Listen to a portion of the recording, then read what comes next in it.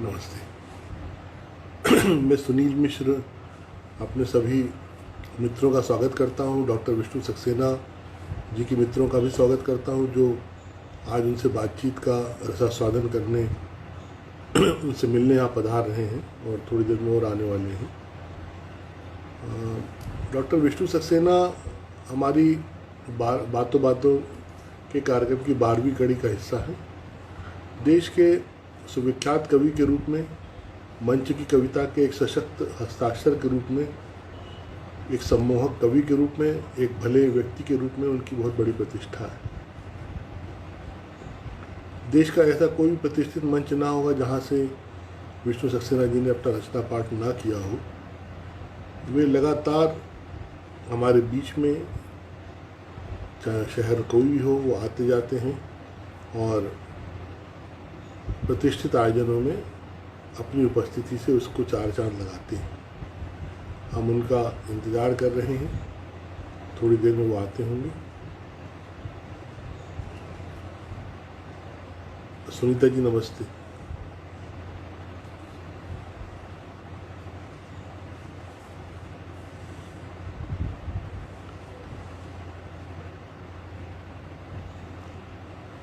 नमस्ते जैनी जी, आप भी आ गई। मैं बस विष्णु जी के आने का इंतज़ार कर रहा हूँ। अभी मैंने शुरू में थोड़ा सा बता दिया है उनके बारे में। जो अखिल भारतीय कवि सम्मेलन की एक पूरी पहचान है हमारे देश में, उसमें विष्णु सक्सेना जी का नाम बहुत बड़ा है। और अग्रणी कवियों में एक जो श्रेणी है जो जिसमें आज के समय में हम हरिओम पवार जी का नाम लेते हैं, या अशोक चक्रधर जी का नाम लेते हैं, या सुरेंद्र शर्मा जी का नाम लेते हैं, इस क्रम में तुरंत आगे कुंवर बेचैन और एक दो नामों के बाद विष्णु जी का नाम आता है। विष्णु सक्सेना जी की खासियत उनकी रोमांटिक कविता है। उससे बड़ी खासियत ये है उनकी कविता सुनाने की शैली। मैं उसका बड़ा कायल हूँ, बहुत निजी रूप से, और मेरे जैसे हजारों लोग उसके प्रशंसक हैं उनके इस तरह की कविता पाठ करने के ढंग पर। ऐसा लगता है कि हमारे सामने कोई बहुत पुराने समय की 70-80 के दशक की गुलशन नंदा की लिखी हुई कोई प्रेम कहानी घटित हो रही हो, राजेश खन्ना ने जिसमें काम किया हो, दो रास्ते, आराधना, इस तरह की कोई फिल्म। वो एक पूरा का पूरा इरा हमारे सामने वो खड़ा करते हैं। प्रेम को इतना डूब कर गाना अपनी मौलिक कविता में, ये अद्भुत है। सर अनिल चौबे जी आप आ गए, मुझे खुशी है। मैं आपका स्वागत करता हूँ। अनुराग तिवारी जी का स्वागत करता हूँ। सर आज हमारे मेहमान चूँकि विष्णु सक्सेना जी हैं, इसलिए आपको वीडियो पे नहीं ले पाऊँगा सर। वो कुछ ही पल में आते हो कि वैसे ही हमको उनसे जुड़ना पड़ेगा। रुचि जी आपका नमस्ते, स्वागत है आपका। अभिजीत आपका स्वागत है। खुशी है कि आप सब इस कार्यक्रम का हिस्सा हैं। सुंदरलाल जी आपका भी मैं स्वागत करता हूँ। अच्छा है कि आप सब आ रहे हैं, और रितेश आ गए हैं मेरे साथी,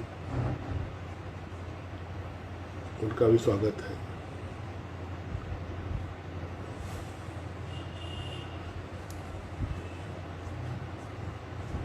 अक्षय उज्जैन से ज्वाइन हुए, उनका भी स्वागत है। कल हमारी बातचीत जो रोहिताश गौर जी से हुई वो बहुत अच्छी, नमस्ते रितेश, बहुत अच्छी हुई। और ये था कि वो आधे घंटे का समय हमको दे पाए, लेकिन आगे आने का प्रॉमिस कर गए। बाद में उन्होंने, जब मैंने उनको रिकॉर्डिंग उपलब्ध कराई तो उन्होंने कहा कि मैं एक बार और आना चाहूँगा। भाई केजी त्रिवेदी जी को नमस्कार करता हूँ, वो यहाँ पर आ गए हैं। उन्होंने 2 दिन पहले मुझे फ़ोन करके कहा था कि कार्यक्रम ठीक ठाक चल रहा है, अच्छा चल रहा है। तो केजी भाई बहुत सच्चे और निष्पक्ष प्रतिक्रिया देने वाले व्यक्ति हैं, मेरे बहुत अच्छे मित्र हैं बचपन के। उनकी प्रतिक्रिया बहुत मायने रखती है मेरे लिए।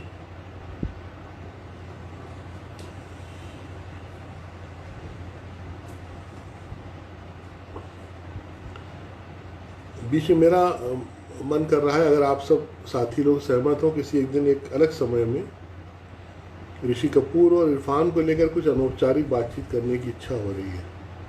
कई ऐसी छोटी छोटी चीज़ें हैं जो हमारे साथी अगर जानेंगे तो उनको अच्छा लगेगा। ऐसे वक्त में जब ये दो विलक्षण कलाकार हमारे बीच नहीं हैं, उनके बारे में कुछ ऐसी बातें जो इस समय ज़रूर हमको भावनात्मक रूप से जोड़ेंगी। और मैं कोई एक समय ऐसा सोचता हूँ बीच में जो इस 6:30 5:30 वाले समय से अलग हटके उन पर बात करेंगे, क्योंकि हम सभी ने इरफान को भी और ऋषि कपूर को भी बहुत आरंभ से देखा हुआ है। उनके काम को विविधता में किए गए उनके काम को देखा और जाना है। तो वो सारे जो डिटेल्स हैं, छोटी छोटी बातें हैं, कलाकार अपने मतलब केवल फिल्में ही नहीं करता, फिल्मों को करने के साथ साथ जो एक सामाजिक जीवन उसका होता है, वो कैसे लोगों से मिलता है, कैसे व्यवहार करता है, क्या उसका मूल स्वभाव है, उस मूल स्वभाव से कैसे वो लोगों से जुड़ता है, कैसे लोगों से नहीं जुड़ता है। कई लोग उस मूल स्वभाव के भीतर के सच को कैसे परखते हैं और उसके बाद भी वो अगर उसके अपने बने रहते हैं तो उसके पीछे ज़रूर उनकी वो गहरी और पारखी दृष्टि होती है जो जोड़े रखती है। अभी इन दिनों इरफान पर तमाम जगह अखबारों में आ रहा है, अनेक अखबारों में अलग अलग ढंग से लिखा जा रहा है। हिंदी अखबारों में भी तो 1-2 दिन में लिख के ख़त्म कर दिया गया, लेकिन अंग्रेज़ी अखबारों में अभी भी संडे मैगजीन में मैंने पढ़ा कि इरफान को लेकर और ऋषि कपूर को लेकर, इरफान को लेकर थोड़ा ज़्यादा लिखा गया। अभी भी मेरी जिज्ञासा ये है कि दरअसल जयपुर से एक कलाकार जो इतना बड़ा सपना लेके निकला और दुनिया का सितारा बना, राष्ट्रीय नाट्य विद्यालय में जाने के बाद 2-3 साल उसने क्या काम किया, थिएटर की फील्ड में क्या कंट्रीब्यूशन किया। मैं अपनी बात रोकता हूँ, हम जारी रखेंगे। विष्णु जी आ गए, मैं उनको जोड़ता हूँ और हम उनसे बातचीत शुरू करते हैं।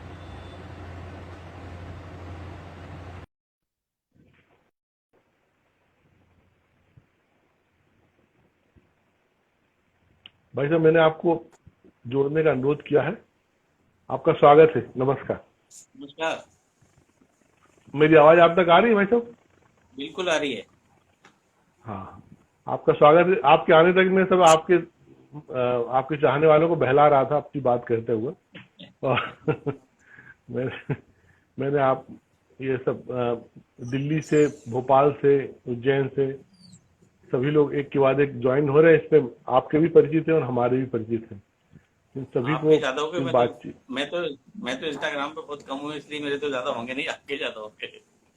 नहीं नहीं, आपके भी हैं सर, क्योंकि वो 2-3 दिन से हम लोग फेसबुक पर सब जगह प्रचार कर रहे थे कि आप आने वाले हैं। लेकिन जी। यहाँ पर हम सभी को आपको पाकर बहुत अच्छा लग रहा है। आपने इस निमंत्रण को स्वीकार किया, इसके लिए मैं आपका मन से आभारी हूँ। अरे, आपकी आत्मीयता आप और स्नेह आप का। आप रिक्वेस्ट करते ही उस हिसाब से हो कि कोई मना कर ही नहीं सकता। ये सब मैं इसको अपना सौभाग्य मानता हूँ सर। मैं बता रहा था किस तरह से इस पूरे परिदृश्य में अनेक वर्षों से, लगभग 3 दशकों से आपकी पहचान और प्रतिष्ठा की मैं बात कर रहा था। और ये मैं यहाँ अभी जोड़ता और हूँ कि डॉक्टर साहब पेशे से डॉक्टर भी हैं, आयुर्वेद के वरिष्ठ चिकित्सक भी हैं, और उसके साथ साथ फिर देश दुनिया में जो श्रृंगार कविता का, प्रेम कविता का जो परचम है, उसको किस तरह से वो फहरा रहे हैं। और आज भी कवि सम्मेलन का कोई भी मंच गुलजार हो जाता है आपकी उपस्थिति से। अगर आप हैं तो वहां जाने की इच्छा बनेगी, वहां रहने की इच्छा बनेगी, और लगातार विष्णु जी की बारी आने तक एक व्यग्रता बनी रहती है कि वो कब आए, कब पढ़े। उसके बाद फिर लोग जाना भी चाहते हैं।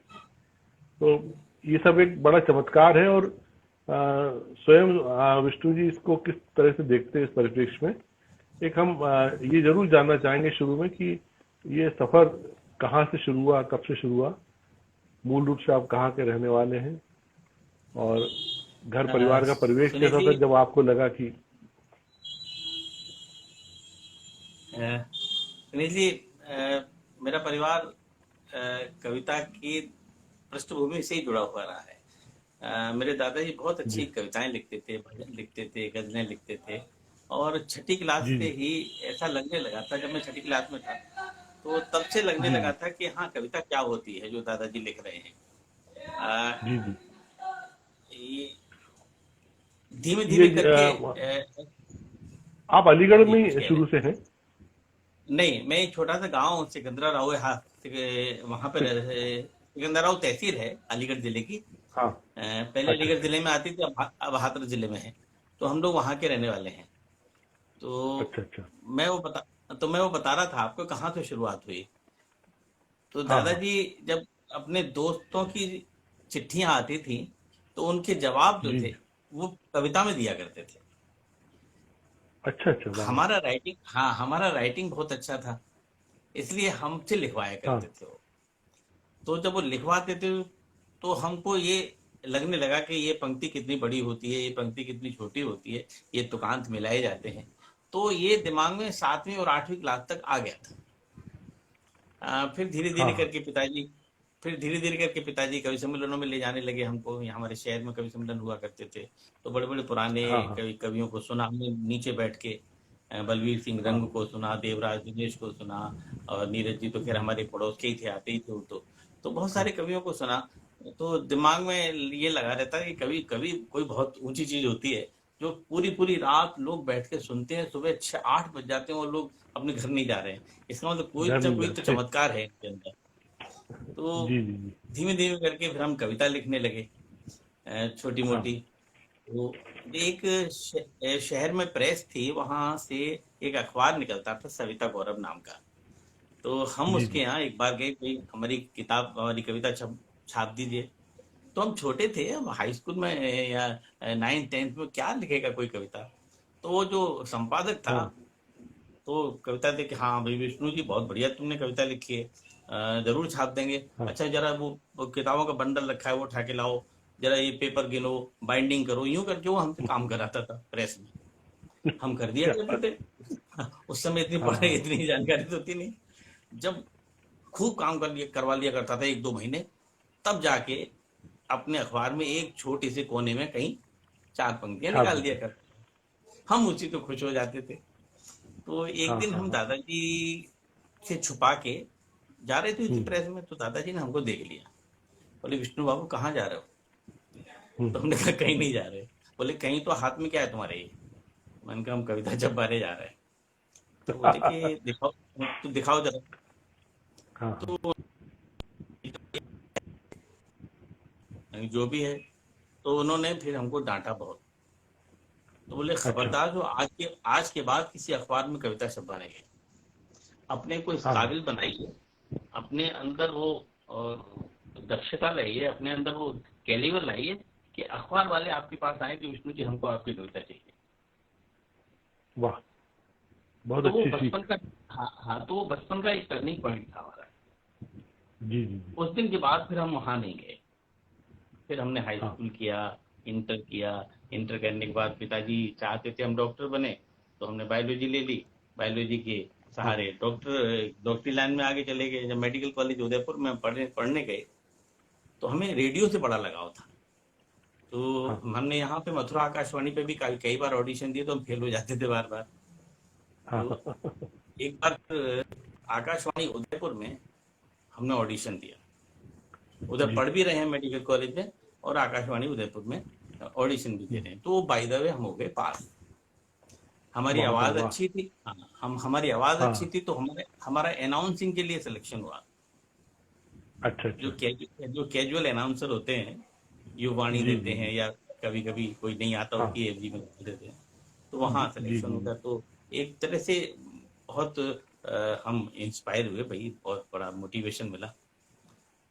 हाँ धीमे धीमे करके हम वो जो हम टूटी फूटी कविताएं लिखते थे वो आकाशवाणी पे हाँ हमारी प्रसारित होने लगी। हाँ। हाँ। फिर एक बार हमारे कॉलेज में एक फंक्शन हुआ, एनुअल फंक्शन। जी तो जी। उसमें कॉलेज की तरफ से मुझको ही परफॉर्म करने के लिए दिया गया था, और बाकी उदयपुर के सारे कॉलेज थे। उसमें हम्म। आकाशवाणी के प्रोड्यूसर थे इकराम राजस्थानी साहब। और एक प्रोड्यूसर थे इंद्र प्रकाश त्रिमाली, वो दोनों प्रोग्राम को रिकॉर्ड करने आए थे। तो जब उन्होंने मेरा गीत सुना, वो सुगम संगीत था, मेरा मेरा लिखा हुआ गीत नहीं था, शायद कुंवर बेचैन जी का लिखा हुआ था या पता नहीं किसका था।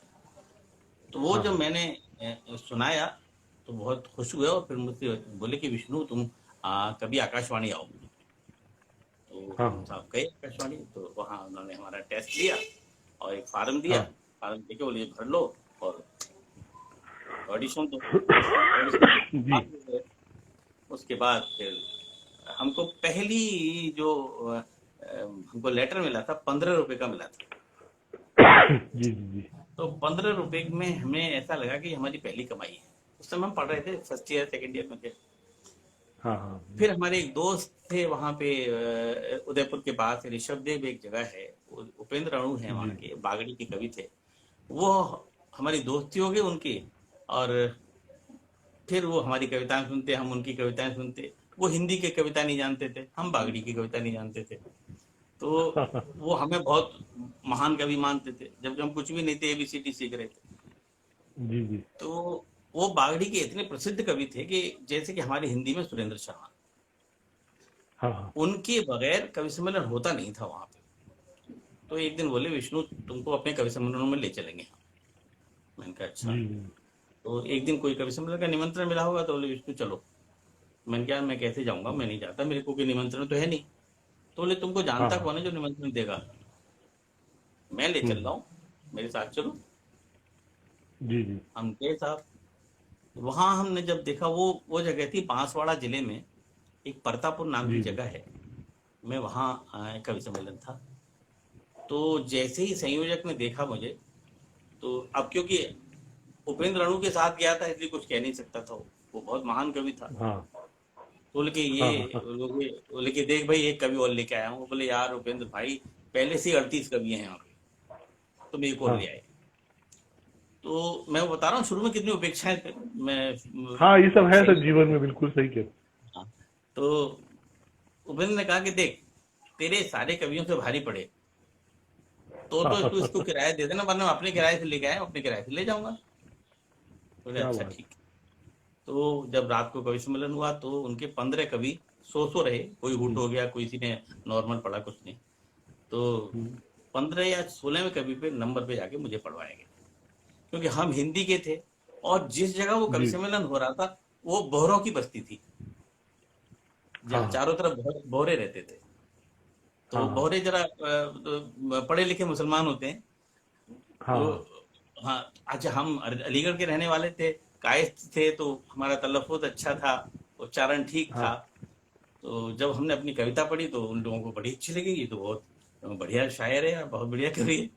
एक कविता पढ़ी, फिर बंसमोर हुई है, फिर हम दूसरी और पढ़ी, फिर हमने तीसरी, फिर उन्होंने बंसमोर की। अब हमारे पास तीसरी के बाद चौथी कविता थी नहीं, इतनी लिखी नहीं थी। तो मैंने कहा भाई हमारा गला थक गया अब नहीं। तो सर वो रात को हमारा पहला कवि सम्मेलन था और वो जिंदगी का पहला माइक फेस किया था हमने जनता के सामने।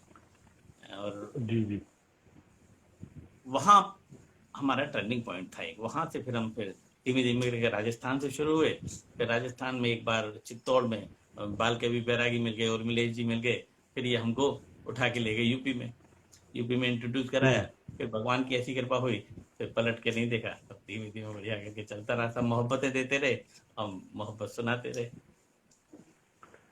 ये आपने एक बात जो कही ना, वो सच में मैंने एक बार मैं मन्नाडे साहब से बात कर रहा था, तो उन्होंने वो बताया था कि जो उन्होंने प्यार हुआ इकरार हुआ गाना रिकॉर्ड कराया था लता जी के साथ, उसको प्रोड्यूसर ने रिजेक्ट कर दिया था, बोले ये आदमी नहीं चाहिए हमको।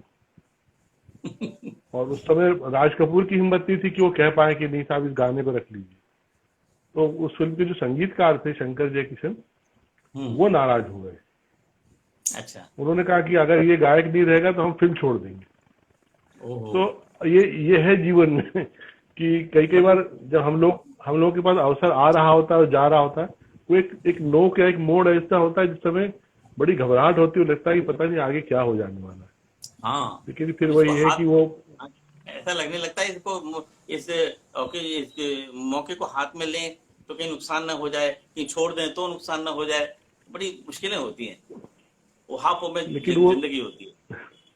लेकिन वो आपको जो साथ लेकर गए थे, वो उनकी दृढ़ता थी कि उन्होंने आपको उस पार ले गए, नदी पार उनको करा उनको दी। उनको उनको उनको विश्वास था, बोले तेरे सारे कभी भारी पड़े तो ठीक है, वरना हम अपने किराए से आए ना, अपने किराए से ले जाऊंगा।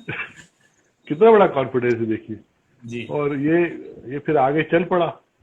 तो फिर चल पड़ा। अब आप ये देखिए कि जिन कवियों को आप अपने सामने देखते थे मंच पर कविता पढ़ते हुए, उन्हीं के बीच फिर आपका भी जाना शुरू हुआ। तो पहली बार में आपको कुछ याद आता हो कि कौन सी यशस्वी कवि मंच पे थे और आप भी थे?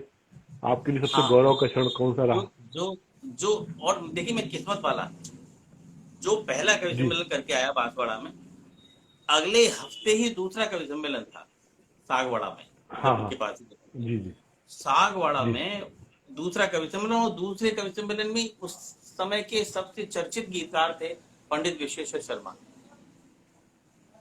जी, जी। सन्यासी के जिन्होंने गीत लिखे थे, हाँ, हाँ। वो मंच पे थे। उनके सामने मैंने कविता उनका पढ़ी। बहुत नाम। हाँ। और साहब, सुनील जी, आपको बताता हूँ, उनके बाद तो उसके बाद तो फिर उनसे बहुत मुलाकातें हुई, और वो उस समय गीत ही लिखते थे। फिर धीमे धीमे करके उनको पता नहीं क्या हुआ, फिर वो हादसे में उतर गए, उन्होंने गीत को छोड़ दिया। फिर एक दिन हम्म, अहमदनगर महाराष्ट्र में मुझे मिले, तो मुझसे बोले कि विष्णु, तू क्यों गीत सुनाता है, छोड़ दे हम्म, इसको, बच्चे भूखे मर जाएंगे तेरे, तू भूखा मर जाएगा, क्यों सल्फास की गोली हाथ में लिए फिरता है। गीत को कोई नहीं सुनता ओहो, इस दुनिया में, सब हास्य को सुनते हैं, सब लतीफों को सुनते हैं, तू मर जाएगा, कुछ नहीं मिलेगा तुझको, मुझको देख ले। हम्म, मैं गीत सुनाता था, मुझे लोगों ने बुलाना बंद कर दिया, फिल्मों से भी हट गया मैं। आज हम्म, जब से पैरोडी सुनाना शुरू किया है, तब से मेरे घर में खुशहाली है। हम्म, तो मेरे साथ पंडित वो थे, शिवोम अमन जी थे उस समय, तो वो भी सुन हाँ, रहे थे इस बात को। तो हाँ। उन्होंने कहा कि पंडित जी, अ, आपने जो किया वो ठीक है, जी, जी। इसको क्यों आप गलत राह पे डाल रहे हैं। हाँ, बस। इसने जो राह चुनी है, अंबा वो अंबा जी वो अपने बहुत हिसाब। बेबाक और साफ सुथरा है। अरे उन्होंने तो एक ऐसी बात कही थी जो मैं अब शायद आपके सामने नहीं कह सकता, क्योंकि ये और भी बहुत सारे लोग देख रहे हैं इस चीज को। हाँ, हाँ। तो उन्होंने, हाँ, तो उन्होंने कहा कि आप मत कहिए, ये बहुत अपनी सही लाइन पे चल रहा है। असल में क्या था कि हम्म, जिस समय मैं मंच पे आया था, उस समय गीतकार लगभग समाप्त से हो गए थे। हाँ, हाँ, सब अपनी अपनी पारी खेल चुके थे। जो मंच पे उस समय थे, उसमें कुंवर बेचैन थे, नीरज जी थे, हाँ, राजेंद्र राजन थे। हाँ, ये लोग तीन गीत, सोम हाँ, ठाकुर, ये सब अपनी अपनी पारी खेल चुके थे, और एक हाँ, कोने में हाँ, बैठे रहते थे, एक कोने में बैठे रहते थे गीतकार। मंच पे हावी था वीररस, मंच पे हावी था हास्य रस। जब हाँ, मैं आया मंच पे, तो मेरा एक नया फ्लेवर था, मेरा एक नई धुन थी, नई आवाज थी, नई खुशबू थी। तो लोगों ने, समझ लीजिए, मुझे हाथों हाथ लिया, पलकों पे बैठा लिया। और इसमें डॉक्टर उर्मिला जी का मैं बहुत बड़ा एहसान मानता हूँ कि उन्होंने मुझे हिम्मत दी, और सबके सामने खड़ा कर दिया करते थे। और कभी कभी तो जमे हुए कवि को, हूट हुए कवि सम्मेलन को मुझे खड़ा करके जमवा देते उस समय। तो आपका पूरा एक फ्लो। हाँ, आप अपनी बात कह लीजिए, फिर बोल हाँ, लूंगा। आप जो कह तो रहे थे पूरा कर लीजिए। तो उस समय पंडित विश्वेश्वर हमको मिले, बैरागी जी हमको मिले।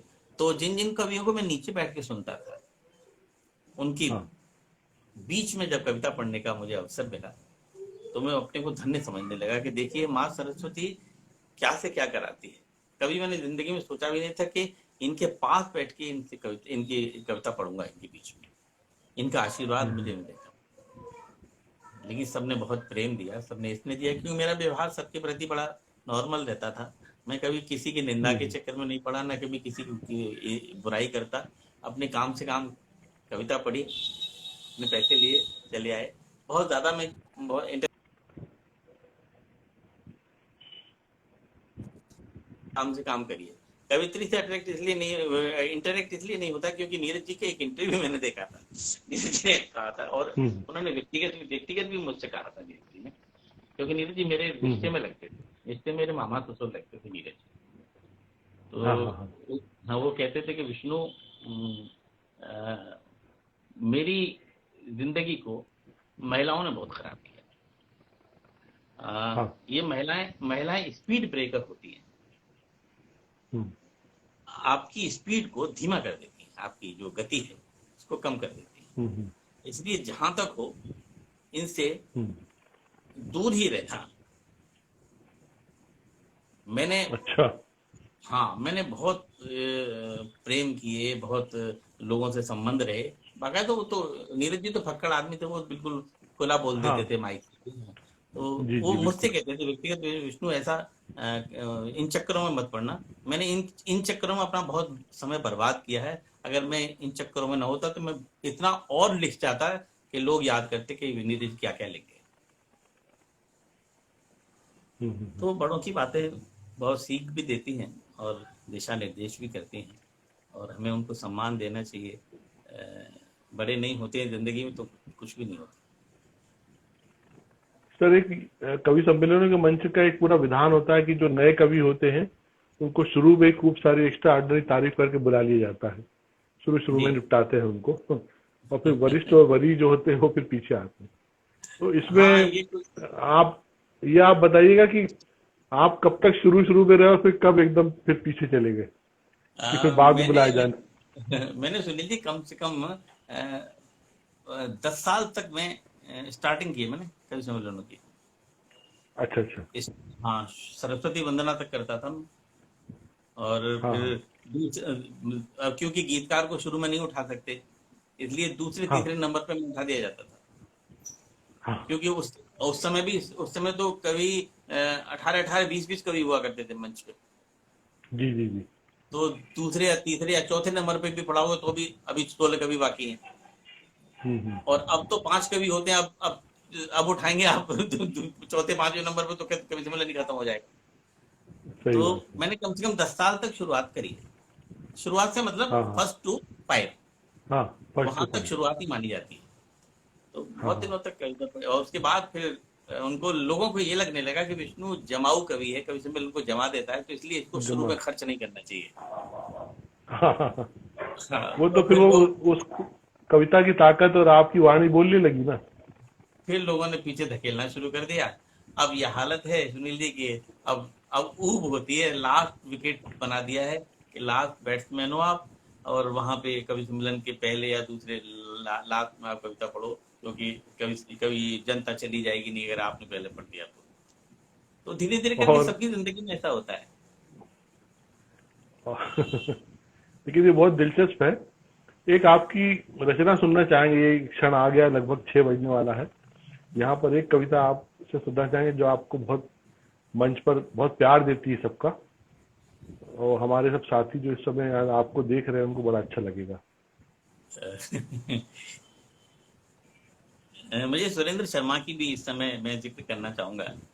उन्होंने एक दिन जी मुझसे जी। कहा कि लगातार उन्होंने 4-5 कवि सम्मेलनों में मुझे बहुत जमते हुए देखा।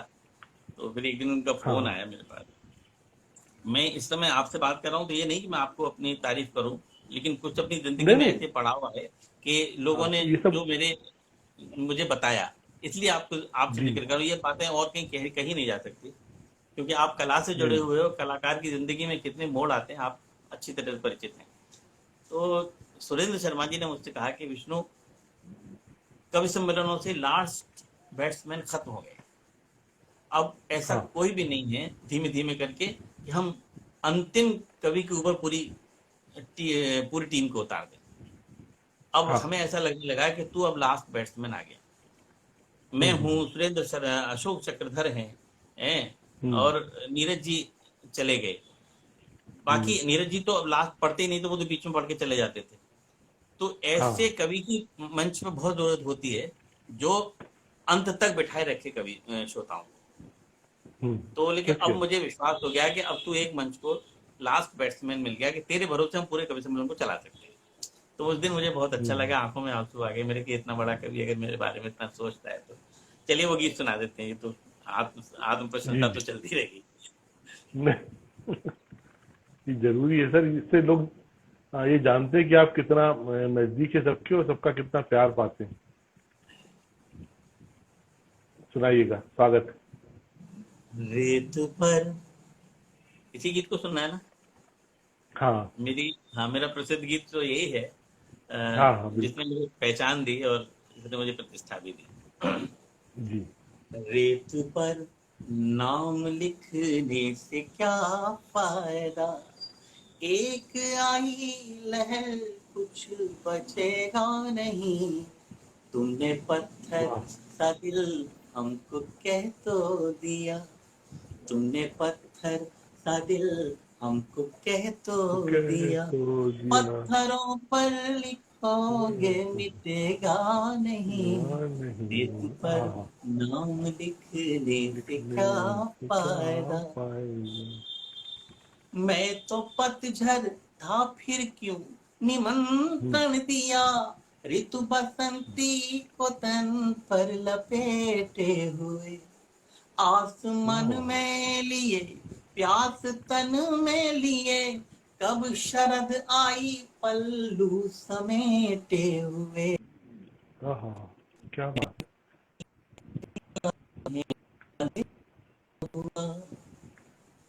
अंधेरा हुआ तुमने फेरी निगाहें, अंधेरा हुआ। अंधेरा हुआ। ऐसा लगता है सूरज उगेगा नहीं, हाँ नहीं। रेत पर नाम लिखने से क्या लिखने फायदा। क्या एक आई लहर कुछ बचेगा नहीं, तुमने पत्थर सा दिल हमको कह तो दिया। कहते दिया। अंतिम पंक्तियां। जी। आंख खोली तो तुम रुक्मिणी सी दिखी, बंद की आंख तो राधिका तुम लगी। मैं जब मेडिकल वाह अफसर वाह। था तो राजस्थान का जो बॉर्डर है और यूपी का और राजस्थान का बॉर्डर पड़ता है गोवर्धन की परिक्रमा में। हाँ हाँ।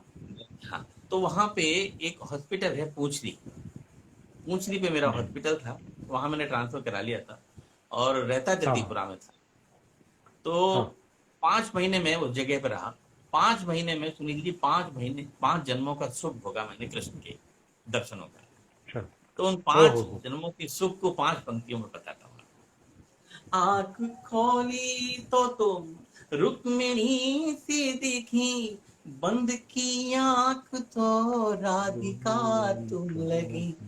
जब भी सोचा तुम्हें शांत एकांत में, मीराबाई सी एक साधिका तुम लगी। लगी। और कृष्ण की बांसुरी पर भरोसा रखो, वाह वाह। भरोसा रखो, कृष्ण की बांसुरी पर भरोसा रखो। मन कहीं भी रहे पर डिगेगा नहीं, नहीं। रेत पर नाम लिखने से क्या फायदा। एक आई लहर कुछ बचेगा नहीं, तुमने पत्थर का दिल हमको कह तो दिया। पत्थरों पर लिखो अब। लिखने से क्या फायदा। वाह वाह। सबकी ओर से इसी से आप पहुंचते हैं एक एक श्रोता तक। ऐसा लगता है कि पूरा एक फ्लो, एक प्रवाह बन गया है, बहते हुए चले मैं, जाते। मेरा जहां तक मानना है सुनील जी, मेरे पास कुछ भी नहीं है। जो कुछ है इस समय, ये सब प्रभु का दिया हुआ है। मुझे कोई गलत फहमी नहीं है कि मैं बहुत बड़ा कवि हूँ, मैं बहुत बड़ा गीतकार हूँ, कोई गलत फहमी नहीं है। सब ईश्वर का चमत्कार है। मेरे अंदर कोई बैठा है जो मुझे मेरे से सुनवा रहा है, आपके अंदर कोई बैठा है जो मुझे सुन रहा है। बस हम और आप मीडिएटर है, करने वाला कोई और है। इसलिए सब उसी का दिया हुआ। मैं आपको बिल्कुल एक चमत्कार बताता हूँ। अभी अभी पिछले जी जी। 6-7 महीने पहले पता नहीं कैसे मेरे हाँ अंदर प्रेरणा जगी। एक आचार्य सुदर्शन महाराज हैं पटना के, मैं उनके पास हाँ गया और उन्होंने मुझे भेंट में गीता दे दी। और भी कवि थे, अरुण जैमिनी थे, सरिता जी भी थी, और भी सारे कवि थे। किसी को कुछ मिला, हाँ किसी को कुछ मिला, मुझे गीता मिल गई। मैंने 1.5 महीने तक पढ़ी नहीं, क्योंकि गीता मेरे समझ में नहीं आती थी कभी। हाँ फिर एक दिन मैंने पलट के देखी, और गीता बड़ी आसान लगी मुझे। अरे बन के हाँ। जब इतनी आसान ये लिख सकते हैं, टीका कहते थे, तो मैं तो इसको और आसान कर सकता हूँ। मैंने हम्म। फिर उस गीता को, पूरी गीता को, एक ऐसा संकल्प, पता नहीं ऐसे कैसे अंदर से आ गया। मैंने जिंदगी भर प्यार की कविताएं लिखी, रोमांस की कविताएं लिखी, और मैं ऐसा संकल्प ले रहा हूँ कि मैं सारी की सारी गीता के जितने श्लोक हैं उनको मुक्तकों में परिवर्तित कर दूं। तो मैंने पूरी गीता को मुक्तकों में बदल दिया, और ओहो। मैं पूरे 1.5-2 साल का टारगेट लेके चला था, और ऐसी वंशी वाले की कृपा हुई, 8 महीने में वो पूरी गीता मुक्तकों में बदल गई। तो मेरे बस का नहीं था, ये ओहो। सब ईश्वर की कृपा है। और अब मैं उन मुक्तकों को उठा के देखता हूँ तो मेरे फरिश्ते भी नहीं कर सकते। कैसा हो गया। कमाल। हाँ, तो ये सब प्रभु की कृपा है। पूरा। अगर ये जनता ताली बजा रही है ना, तो हमें उन तालियों के शोर में खोना नहीं चाहिए। ये सब क्षण भंग हो रहे हैं। जब से गीता पढ़ी है सुनील जी, सारे फंडामेंट क्लियर हो गए जिंदगी के, कुछ भी नहीं है। ये तो है, ये तो है। वो तो बस उसका भाष्य जो समझ गया ठीक से, वो समझो पार हो गया। हाँ, बस नॉर्मल रहिए। सार। बहुत ज्यादा हाँ। खुशी हो, बहुत ज्यादा ताली मिले तो गर्व से फूल मत जाइए।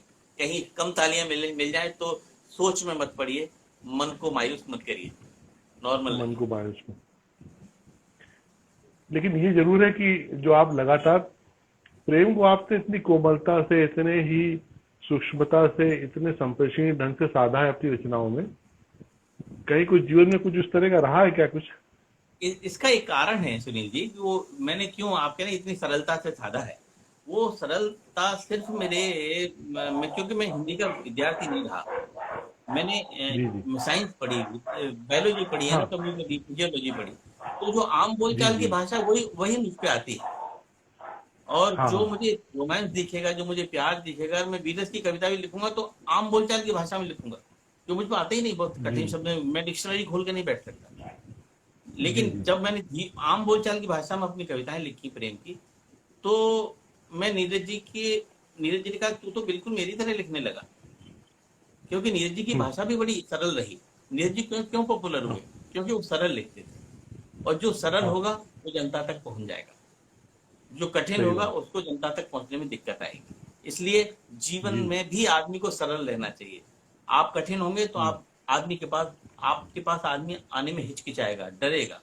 आप सरल रहेंगे तो वो तुरंत आ जाएगा, आपसे तुरंत बात भी कर लेगा, अपने दिल की बात भी कह देगा। इसलिए अपने व्यवहार में भी, अपने लेखन में भी सरल बने रहिएगा, तो सब कुछ बड़ा आनंद से मिलता रहेगा। अच्छा, आपने देश की अनेक प्रतिष्ठित मंचों से रचना पाठ किया है, कई कई बार उन मंचों पर गए हैं, ऐसे मंच जो अमूमन कवियों के स्वप्न हुआ करते हैं कि मैं यहाँ पर पहली बार जाऊं, दूसरी बार जाऊं। ये सब जो एक पूरा सिलसिला है, यही फिर आपको सात समुंदर पार भी दुनिया के कई देशों में ले गया। ये क्या बात थी कि यहाँ पर आप लगातार इन सब कवि सम्मेलनों में रचना पाठ करते हुए विदेश पे गए, वहां भी भारतीय प्रेम की जो अवधारणा है, जो आपकी कविता से निकलती है, दुनिया में तो प्रेम की एक अलग ही कॉन्सेप्ट है, वहां पर प्रेम को लोग अलग ढंग से जीते हैं। लेकिन आपका लहजा कैसे वहां पॉपुलर हुआ, आपका प्रेम लोगों ने किस तरह समझा वहां? देखिए, प्रेम की भाषा सब जगह एक जैसी होती है, चाहे वो अमेरिका हो या हमारा इंडिया। अंतर सिर्फ इतना होता है कि कौन जीता कैसे। अब हमें जो वहां बुलाते हैं वो होते तो इंडियन ही है, अंग्रेज तो हमें बुलाते नहीं। तो जो भारतीय हैं, जी। कल्चर तो उनके अंदर भारतीय बैठी हुई है। अब हाँ क्योंकि हाँ। वहां बहुत दिनों से कोई गीतकार गया नहीं था, सिर्फ मुझसे पहले हाँ कुंवर पेशेंट जी गए। हाँ। तो कुंवर पेशेंट जी बड़े पॉपुलर हुए वहां। उसके बाद फिर मुझे सुना। तो हम्म। मुझसे पहले जो नई पीढ़ी थी, जब तक मैं नहीं गया था तब हाँ। तक नई पीढ़ी वहां सुनने नहीं आया करती थी हम्म। कवि सम्मेलन में। जी तो जी। उसके उनके माता पिता कहते थे चलिए कवि सम्मेलन, कवियों को सुना के लाते हैं। तो उनके दिमाग में एक कॉन्सेप्ट था कि कवि लोग सुमित्रानंद पंत जैसे या महादेवी वर्मा जैसी या निराला जी जैसे होते होंगे, बहुत कठिन लिखते होंगे, दाढ़ी होती होगी, कुर्ता पहनते होंगे, जैकेट पहनते होंगे, थैला लटका रहता होगा। एक दिमाग में उनके बैठा हुआ था कि कोई ज्यादा अट्रैक्टिव मामला नहीं होता, ये सब यूं ही होता है। हाँ हाँ। तो जब हाँ, तो जब मैं गया वहां पे, मैं अशोक जी के साथ गया था, अशोक चक्रवर्ती जी के साथ। जी तो जी। जब पहली बार गया तो लोगों ने, जब हमने कविता पढ़ी तो लोग कैसेट भर भर के अपने घर ले गए। कुछ हम भी कैसेट यहाँ से लिखे थे, हमने वहाँ दी उनको। तो जब बच्चों ने वो कैसेट सुनी तो हाँ। उनको लगा ये तो कविता बड़ी अच्छी होती है, बहुत सरल है, ये तो बड़ी बड़ी मीठी है। और जो हम कॉलेज में लड़कियों से प्रेम कर रहे हैं, जो वो ये कह रहे हैं, वो ये बात कह रहे हैं, और ये बहुत अट्रैक्टिव तरीके से कह रहे हैं, इसमें मतलब कविता मतलब होता हाँ। तो बढ़िया है, कवि तो बढ़िया हो।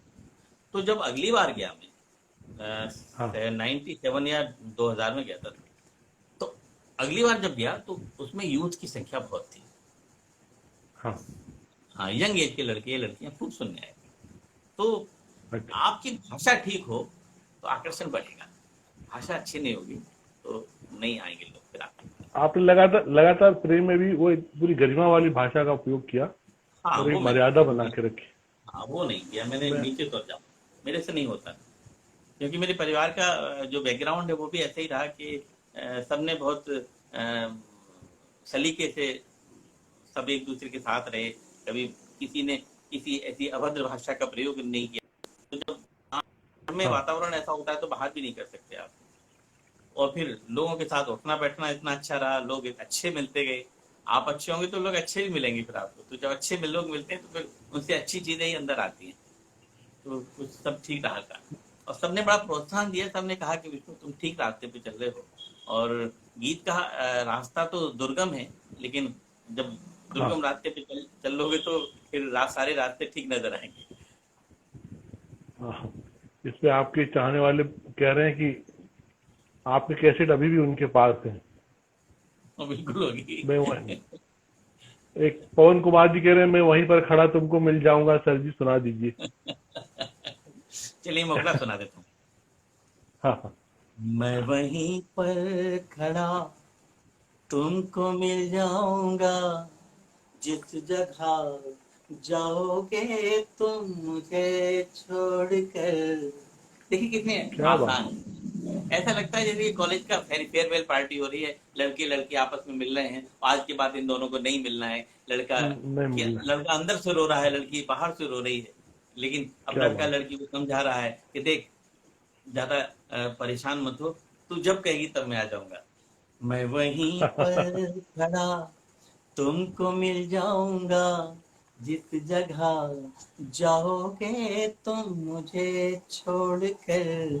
अश्क पी लूंगा और गम उठा लूंगा मैं, तेरी यादों को सो जाऊंगा छोड़कर। मैं वहीं पर खड़ा। अब देखिए बंद कितना बढ़िया है। जी जब जी। भी बारिश की बूंदें भिगोए तुम्हें, सोच क्या लेना कि मैं रो रहा हूँ कहीं। अद्भुत, अद्भुत, सच में अद्भुत। इमेजरी देखो आप। हाँ। जब हाँ। भी बारिश की बूंदें भिगोए तुम्हें, सोच लेना कि मैं रो रहा हूँ कहीं। जब भी वाह। हो जाओ बेचैन ये मानना, खोल कर आंख में सो रहा हूँ कहीं। टूट कर कोई कैसे बिखरता यहाँ, हाँ। टूट कर कोई कैसे बिखरता यहाँ, देख लेना कोई आईना तोड़ कर। मैं वहीं पर खड़ा तुमको मिल जाऊंगा, जिस जगह जाओगे तुम मुझे छोड़ कर। तो गीत तो सारे हैं, और मैंने सिचुएशनल पोएट्री बहुत ज्यादा की है। जो सिचुएशन वाले हाँ। जो गीत होते हैं वो बहुत लिखे हैं, और मजा आता था उनको लिखने में। और मैंने विरह श्रृंगार बहुत अच्छा लिखा है, आज बहुत अच्छा तो क्या जैसा लिख गया, लेकिन लोग कहते हैं अच्छा लिख गया है, लेकिन मैंने विरह श्रृंगार पे ज्यादा काम। हाँ। विरह और मिलने की बेचैनी उसको लेकर मैं आपके आने के पहले यहाँ बल्कि कह रहा था कि मुझे बिल्कुल वो पूरा 70-80 का वो इरा याद आ जाता है जब गुलशन नंदा फिल्में लिखते थे, राजेश खन्ना फिल्में में काम करते थे, और बहुत प्रेम गीतों का एक पूरा एटमॉस्फेयर था। वो आपके गानों को गीतों को सुनकर लगता है मुझे। आप आश्चर्य करेंगे, आपके पास है 4-5 मिनट है अभी? अभी सर है हमारे पास लगभग 10-15 मिनट है। हाँ, मैं आपको आप आश्चर्य करेंगे मेरी बात सुन के। रामरिक जी जी। बनहर एक बहुत बड़े संचालक हुआ करते थे मुंबई में। हाँ हाँ हाँ, रामलिंग बना। हाँ, तो वो मुझसे बहुत प्रेम करते थे। उन्होंने मुझे बहुत जी जी। अखिल भारतीय बना, उन्होंने मुझे अखिल भारतीय बना दिया हाँ हाँ। था। एक बार मुझे लेकर के और लक्ष्मीकांत प्यारेलाल जी के पास, जी जी। उनके फिल्म इंडस्ट्री में बहुत अच्छे ताल्लुकात थे। रविंद्र जैन जी उन्हीं की देन है, जो हाँ रविंद्र जैन हाँ। को उन्होंने इंट्रोड्यूस कराया। जी तो जी मुझे जी। भी इंट्रोड्यूस कराने के लिए ले गए। तो जी। उस समय मैंने प्यार किया है फिल्म अ, बनी बनी थी, बहुत पॉपुलर हुई थी हाँ उस समय। तो ये सूरज बढ़ जाते हैं के पास भी ले गए मुझे। हाँ। हाँ। फिर उन्होंने गीत गीत सुने और सेलेक्ट भी किए, और बाद में फिर उनकी ऐसी शर्तें आ गई जिनको उन शर्तों को फॉलो नहीं कर सकता था मैं। फिर लक्ष्मीकांत जी के पास ले गए। उसी दौरान एक दिन में हम्म उन्होंने मुझे 3 संगीतकारों से मिलवाया। लक्ष्मीकांत हम्म। प्यारेलाल जी ने जब गीत सुने मेरे, हारमोनियम लेके बैठ गए थे, फिर वो लेके सुनाइए। तो मैंने गीत सुनाए, वो मेरे 3 गीत सुनने के बाद उनकी आंखों से आंसू, इधर से आंसू बहने लगे। क्या बात। तो मनोज जी बोले कि दादा, आपकी आंखों में आंसू कैसे आ गए? बोले कि मनोज जी, इस लड़के को सुन के मुझे पुरानी फिल्में याद आ गई। पुरानी फिल्मों में जैसे ओहो। गीत लिखे जाते थे, वही हाँ हाँ। डेप्थ है, वही सिचुएशन है, वही सेंसेशन के गीत। और आजकल तो सेंसेशन, दर्द और जो संवेदना है वो खत्म हो गई है गीतों में, और ये लड़का कितने अच्छे गीत लिख रहा है। तो वो जो आपकी बात है ना, उस बात तो मुझे हाँ याद आ गई। हाँ। ये बहुत ये सब अब देखने को नहीं मिलता। पिछले जो लगातार जो मंच की कविता में हम बहुत सारा परिवर्तन भी देख रहे हैं। हाँ, वो तो तो युग के अनुसार हो चेंज, जैसे ये युग एक बदलता है जो, तो हर चीज बदलती है। हाँ, अभी इसमें बहुत सारे साथी लोग जो अभी स्क्रॉल में देख रहा हूँ नाम, किसी ने ये जानना चाहे, आप जैसे आपकी ओर से जरूर इसका उत्तर मिलना चाहिए। नए कवियों को का मार्गदर्शन ये चाहिए, जैसे इन्होंने लिखा है, नए कवियों को क्या मार्गदर्शन आप देना चाहेंगे? मैं जो ये सवाल कर रहे हैं उन सभी दोस्तों से कहना चाहूंगा कि आपको शायद पता नहीं है इस बारे में। मुझे जो यश भारती मिली थी, उत्तर प्रदेश सरकार ने दी थी, उसमें 11 लाख हाँ रुपए जी। मुझे मिले थे। उस 11 हाँ। लाख रुपए को मैंने अपने काम में नहीं लगाया, और मैंने एक ट्रस्ट सिर्फ संस्कृति की सेवा के लिए लगा दिया। मैं उसमें एक काम करता हूँ, उसमें एक प्रोजेक्ट है मेरा, प्रयास नाम का। उस प्रयास में हाँ। मैं हर महीने बच्चों से कविताएं लिखवाता हूँ। और आप जी जी। आश्चर्य करें, पूरा देश कविताएं लिखता है उसमें। और एक कोई विषय हाँ दे देते हैं। हमने 3, हमारा ये चौथा सीजन चल रहा है। 2015 में मुझे मिली थी, हाँ। तब से हम लगातार कवि किए हुए। इस बार हमने चित्र हाँ, वो देना लगा। शुरू किया कि इस बार हमने चित्र देना शुरू किया कि आप चित्र को देख के कविता लिखिए। जी। चित्र को देख के ब्रॉड रेंज हो जाती है। तो पूरा हाँ। देश कविताएं लिखता है। फिर हमारा एक पैनल है, वो कविताओं को हम्म जांचता है। उसमें से एक जो फर्स्ट होता है, हम एक हम्म। फर्स्ट निकालते हैं और 5 प्रशंसनीय कविताएं निकालते हैं। ये यूं हम्म करके 6 लोग निकलते हैं प्रतिमाह, और हम 9 माह तक हम्म। निकालते हैं उनको। और 9वें माह में हम हम्म। उनका सेमीफाइनल करते हैं। 10वें माह में हम अच्छा उनका अच्छा। फाइनल करते हैं, और 11वें माह में जाके हम उनका ग्रैंड फाइनल करते हैं। तो जो जो ग्रैंड फाइनल में सुपर स्टार होता है, ये हम्म। समझ लीजिए कविताओं को हम इंडियन आइडल कर रहे हैं। बहुत सुंदर। हाँ, मैं लगातार अब उससे हमारे अवगत पास, होता हूँ हर महीने आप।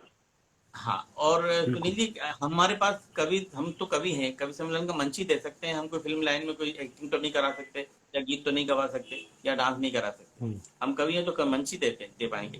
तो जो हमारा हर महीने जो सर्वश्रेष्ठ होता है, उसको हम 1,000 रुपये हम उसके बैंक अकाउंट में भेजते हैं।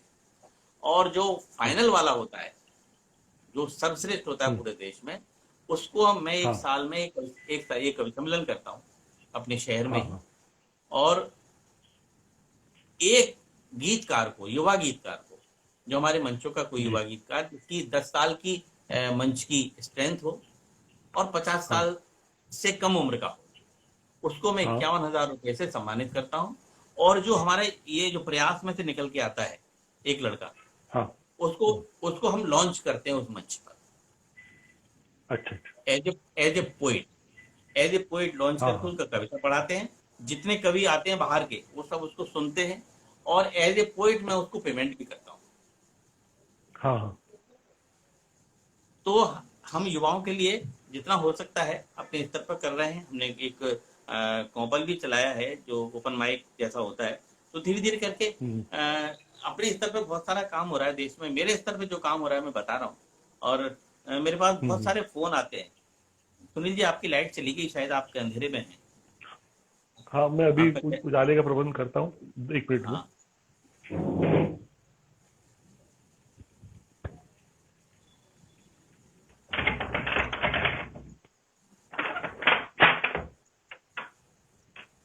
थोड़ा उजाले का प्रबंध करो, लाइट चली गई एकदम।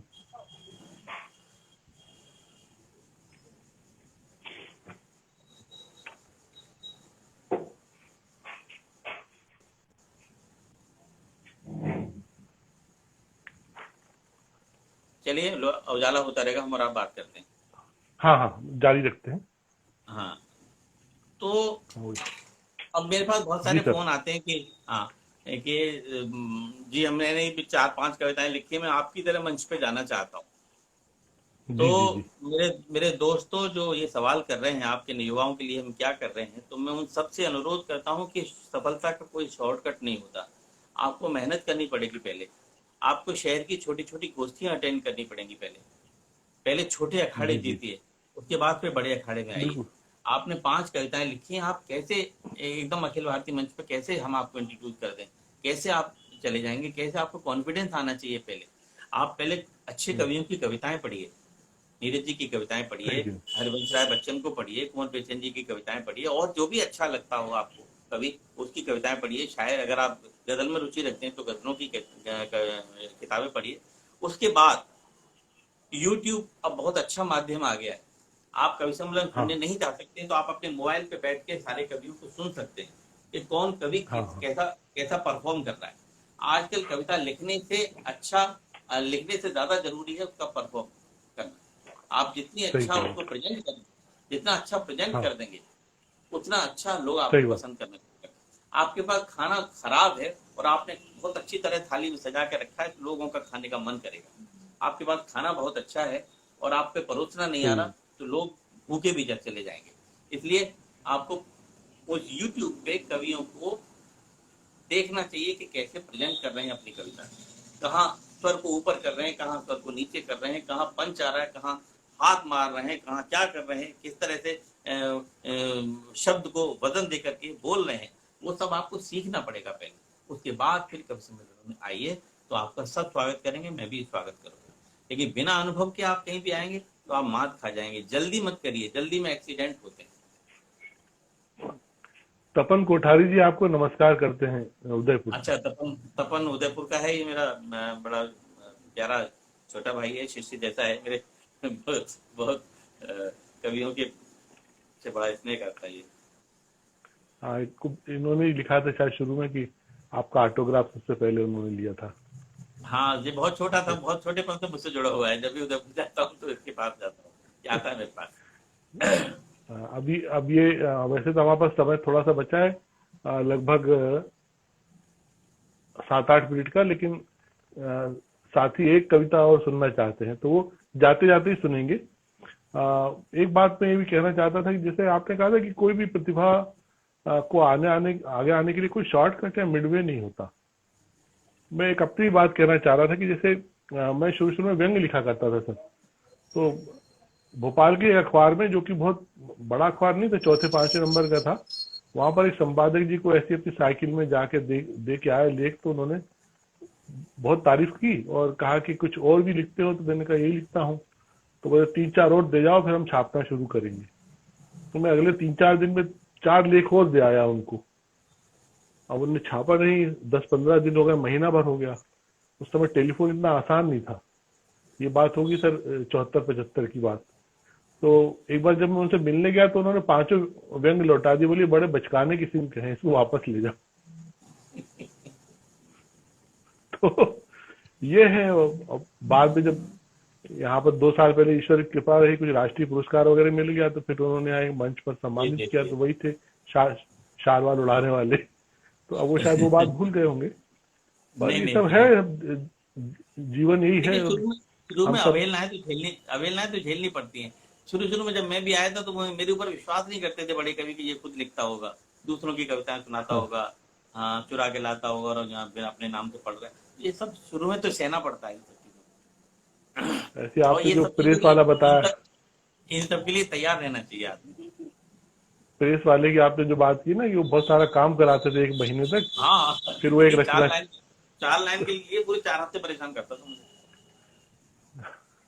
तो ये सब कैसा कैसा एक समय, और इस सारे उतार चढ़ाव और सुख दुख के साथ होकर आज जब एक लंबा अरसा हो जाता है, तब वो फिर विष्णु सक्सेना होते हैं। हाँ और 82 ये में आया सुनकर था मैं, आज मुझे 37 ईयर हो गए मुझे मंच पे। वही देखिए, लेकिन आप में आज भी मैं देखता हूँ कि उतना ही विनय, उतनी विनम्रता, उतनी एनर्जी, बल्कि मैं देखता हूँ कि आप जितना आप एनर्जी के साथ सब जगह सक्रिय होते हैं, वो हर एक से संभव नहीं होता। और कूल रहना अमेरिका आपका स्वभाव है। अमेरिका में हमने ह्यूस्टन में आपको। एक हमारे मित्र थे। अमेरिका में ह्यूस्टन में हमारे एक मित्र थे, हाँ, हाँ। राजकुमार जी। वो कहते थे कि विष्णु जी, अच्छा मैं और अशोक जी और प्रदीप जी गए थे तीनों एक साथ। हम्म। तो कहते थे कि यार हम 3 दिन से आपको देख रहे हैं, वहाँ फ्राइडे सैटरडे संडे 3 दिन कार्यक्रम होते हैं, बाकी 2 दिन आराम करिए घूमने के लिए। तो कहते हैं हाँ, हम हाँ, 4 दिन आपको देखते हैं, आप बिल्कुल खामोश रहते हैं, किसी से बात ही नहीं करते हैं, कभी पूछ लिया आपसे बात तो बात कर ली, वरना खामोश। अच्छा मुझसे वरिष्ठ थे वो दोनों दोनों, मैं बच्चा था उस समय 95 में।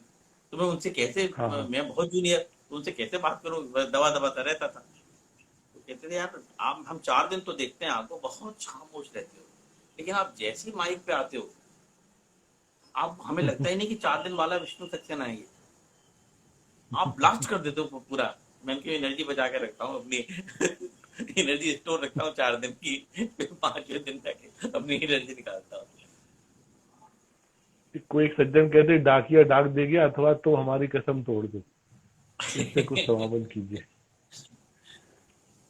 ये जो जो भी एक कह रहे हैं वो यूट्यूब पे सुन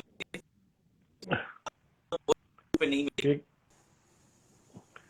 अनुपम बिंदल जी, आपको जानते हैं शायद, वो आपसे नमस्कार हाँ कर वो रहे मेरे हैं। यहाँ वो अनुपम बिंदल मेरे बैंक में यहाँ पे मैनेजर थे वो, यहाँ बैंक ऑफ हाँ, बड़ौदा हाँ। आगरा के हैं। आप कह रहे बड़े दिनों बाद आपको देखा है, वो मिले हैं, ये बता रहे। सब आप देखिए, आप कह रहे थे कि मेरे को जानने वाले लोग नहीं आएंगे, कब आएंगे, पर वो यहाँ सर्वाधिक अब लोग आपके मुझे प्रशंसक ये लगता एकत्र था। हैं। अब अनुपम बिंदल तो इतने प्यारे दोस्त हैं, मैं इनको जानता ही नहीं था, ये मुझे जानते थे। एक दिन बैंक में गया तो खड़े हो गए, मैं नाम देख के, अरे विष्णु सक्सेना आप ही हैं। और सर मुझे तो, मैं तो जिस दिन से वो मुझे मिले और जब तक वो बैंक में रहे, मुझे बैंक में खड़ा होना ही नहीं पड़ा, बस जाता तुरंत काम। फिर कभी कभी तो कहते थे आप क्यों आते हैं, आप फोन कर दिया करिए। तो इतने विनम्र हैं अनुपम जी, बहुत बढ़िया। कविता का तो हम चमत्कार है, मैं इसमें अपना व्यवहार भी नहीं मानते, सब प्रभु की कृपा है। ऐसे अच्छे अच्छे लोग नहीं, मिलते चले जाते नहीं, नहीं, ऐसा नहीं है। वो देखिए ना, आपका व्यवहार कहीं ना कहीं काम आता है तो है, इसीलिए वो अनुपम बिंदल जी ने लिखा है चरण स्पर्श आपको। हैं। तो बहुत वो आदर, मेरे ऐसा आदर बहुत बड़ी बात है। और ये सब मुझे खुशी है कि आप, हम भी आपसे परिचित हैं, और आपकी हमसे पहचान है। ये एक आज की शाम बड़ी उस तरह से बड़ी यादगार रहेगी। जाते जाते आप एक रचना सुना के विदा लेंगे तो मैं हम सबको बड़ा अच्छा मैं लगेगा। मैं जो भी मुझसे कविताएं सुनना चाहते हैं, मैं उनसे फिर निवेदन करता हूँ, यूट्यूब पे मेरी सब पड़ी हुई है। हम और आप इस समय बात करें वो हाँ, ज्यादा अच्छा है, फिर भी जाते जाते आपके मुख तक हाँ, सुनाता हूँ। हाँ, 1 मिनट में कह दीजिए, फिर बस 1 ही मिनट बचा है लगभग, मुझे लग रहा हाँ चलिए वो मुख तक ही बोल देता है। हूँ। एक। हाँ, हाँ। अभी जाने दो मुझे, बाद में फिर आऊंगा। बहुत बहुत सुनील प्रासंगिक जी है, ने मौजूद जी। सुनील जी ने फिर कभी लाइव रखा तो फिर कभी जाएंगे। अभी जाने जरूर। दो मुझे, बाद में फिर आऊंगा, साथ ले जाके तुम्हें वो जगह दिखाऊंगा, दिल के मंदिर में जहां आरती हुई न कभी, दिल के मंदिर में जहां आरती हुई न कभी, तुम्हारे हाथ से मैं एक दिया जलाऊंगा, बस तुम्हारे सर, अब हाथ समय, से मैं एक दिया जलाऊंगा।